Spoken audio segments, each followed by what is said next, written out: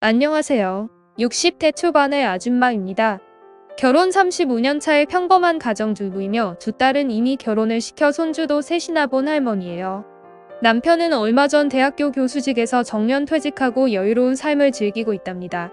남편이란 사람은 아내는 안중에 없어서 시골 전원주택에서 보내는 시간이 대부분입니다. 한 달에 집에 오는 날은 일주일도 채 되지 않고 여행 다니는 것을 좋아하네요.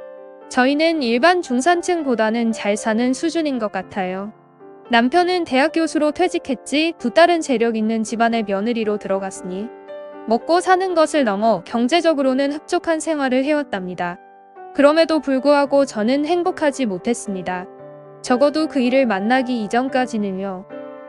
자식 교육 신경 쓰느라 젊었을 때는 제 삶을 포기했고 딸 시집 보내고 어영부영 하다 보니 60대가 되었네요.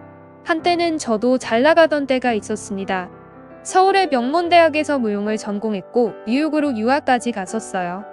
유학 중에 남편을 만나 결혼을 하면서 제 꿈은 모두 반납하고 가족을 위한 삶을 살아왔습니다. 제 인생이 후회가 밀려오고 공허한 마음이 생긴 건 둘째까지 시집을 보냈을 때였습니다. 결혼식이 끝나고 집에 돌아와 큰 집에 혼자 남겨진 제 자신이 유난히 쓸쓸했습니다. 그날 이후로 그런 좋지 않은 감정들은 저를 계속해서 괴롭혔고 그것과 더불어 갱년기 증상들도 찾아오기까지 했습니다. 우연한 기회에 대학 동창이자 미국 유학 생활을 같이 했던 친구를 만날 수 있었습니다. SNS로 30여 년 만에 근황을 알게 된 친구였어요. 사진만 봐도 저와는 다르게 세련되고 멋있어 보였습니다.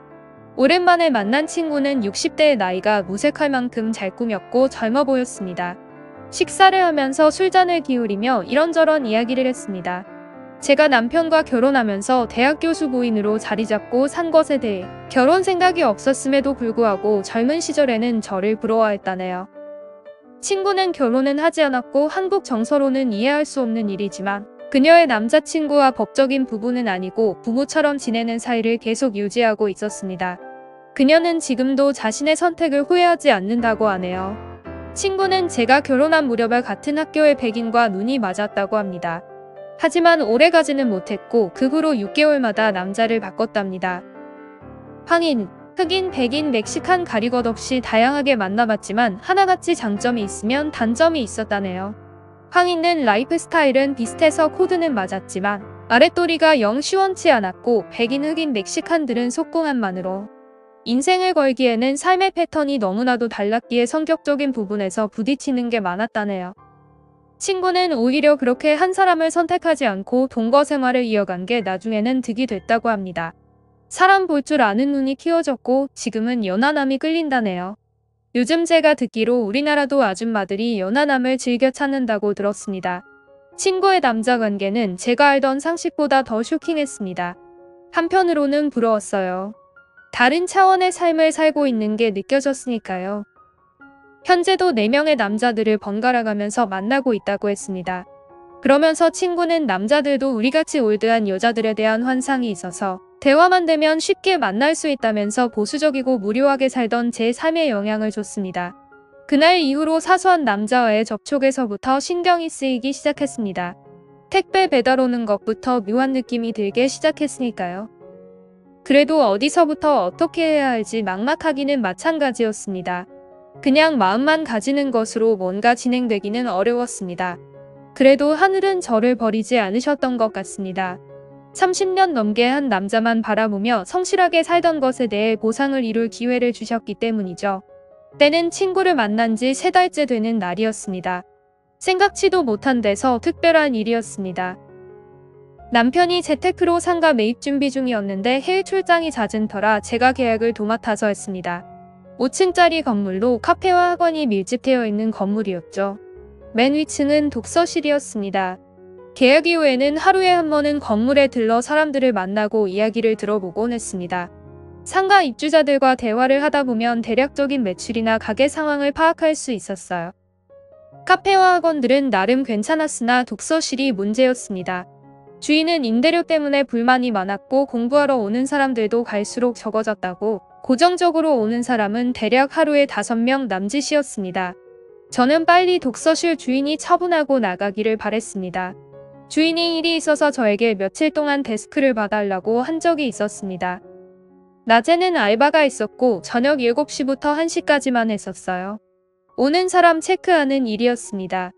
그날부터 어떤 사람들이 오는지, 왜 이 독서실이 장사가 안 되는지 파악할 수 있었습니다. 그러다 눈에 띄는 사람이 있었습니다. 매일 같은 회색 추리닝을 입고 모자를 푹 눌러쓴 젊은 총각이었어요. 몇 번 마주치며 인사를 했는데 살짝 보이는 얼굴이 참 잘생겼다 싶었습니다. 데스크를 봐준 지 3일째 되는 날 밤 11시쯤 되자 졸려서 눈이 감겨오기 시작했어요. 더 이상 올 사람도 없고 그래서 그냥 마음 놓고 졸랐습니다. 한참을 자다 일어났는데 시계를 보니 문 닫는 시간인 1시가 훌쩍 넘어 2시가 다 되어가고 있었습니다. 자리를 정리하고 불 끄고 문 단속을 하고 공부방에 들어갔습니다. 다들 간 줄 알았는데 매일 오던 그 총각이 엎드려 자고 있는 게 아니겠어요. 무척 피곤해 보이는 총각의 얼굴이 참 안 됐다 싶었습니다. 다른 곳의 사람이었나 마저 확인하고 돌아가려는 찰나에 아주 큰 소리가 났습니다. 총각의 배에서 꼬르륵하고 배꼬동 울리는 소리가 났어요. 밥도 못 먹고 다니는 게 참 딱하다 싶었습니다. 저는 총각에게 밥 먹고 가자고 했고 제 말에 총각은 한사코 거절했지만 그의 배에서는 계속 꼬르륵대며 밥을 달라 아우성이었어요. 얼굴이 벌개진 총각은 결국엔 조용히 저를 따라왔습니다. 우리는 옆집에 있는 국밥집에서 순대국밥 한 그릇에 소주 한 잔을 했어요. 그 총각은 올해 26살 고시생이라고 합니다. 집이 어려워서 반지하방에 살고 있는데 너무 좁고 공부방이 따로 없어서 독서실에 다닌다고 하네요. 사정을 보니 끼니도 제대로 챙겨 먹지 않는 것 같았습니다. 집안의 장남이고 형편이 어렵다 보니 철이 좀 일찍 들어 또래 같지 않은 애늙은 같은 느낌이 들었습니다. 술도 한잔 했겠다. 그래서 그런지 대화도 생각보다 잘 되고 재밌었습니다. 젊은 남자와 이렇게 대화를 해본 지가 얼마만인지 그날부터 저는 종종 간식거리를 사다가 그 총각에게 주곤 했어요. 처음엔 연민이었으나 나중엔 제가 그를 좋아함을 알게 되었습니다. 그를 보고 싶은 마음에 독서실 알바도 자진해서 할 정도였으니까요. 우리는 마주치면 농담을 주고받을 정도로 많이 친해졌어요. 그러던 어느 날 새벽에 또 둘만 남게 되었습니다. 저는 용기를 내서 총각에게 집에 정말 맛있는 게장이 있는데 먹고 가라고 집이 근처라고 말하고 그를 데리고 갔어요. 매번 저에게 얻어먹었던 총각은 순순히 저희 집으로 따라왔습니다. 제 남편은 시골 전원주택에 있었기 때문에 주중 집에는 저 혼자 삽니다. 총각을 밥 먹이고 돌려보내는 길에 반찬을 좀 싸서 보내기도 했어요. 그날 이후로 일주일에 2~3번씩 그 총각을 집으로 불렀습니다. 그러던 어느 날 총각과 함께 집으로 가는 길이었어요. 겨울이라 해가 짧아 금방 어두워졌고 저는 마침 장갑을 집에 두고 나와서 손이 시렵더라고요. 추운 날씨에 손을 비비고 있자 그 총각이 갑자기 제 손을 꼭 잡아주는데 너무나도 따뜻했습니다. 손의 온기를 느끼며 제 맘도 조금씩 따뜻해져 가는 걸 느꼈고 우리는 눈을 마주보고 서로의 생각을 읽을 수 있었어요. 그날 그 총각과 입술을 마주칠 수 있었고 저는 마치 20살은 회춘한 듯한 기분이 들었습니다. 제 친구처럼 반드시 육체적으로 어떤 일이 있어야 만족감을 얻는 건 아니더라고요.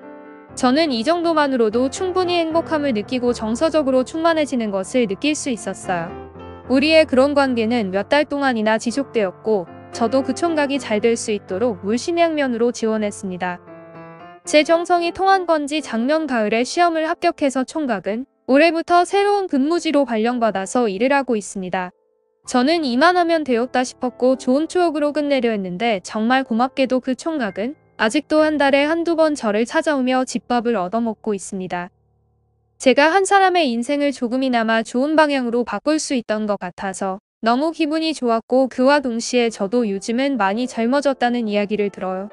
남편도 최근에 뭔가 바뀐 걸 느끼는지 자꾸 남자친구 생긴 거 아니냐고 하더라고요. 그러길래 평소에나 좀 잘하지 늙어서 하는 질투는 주책이라고 생각되네요.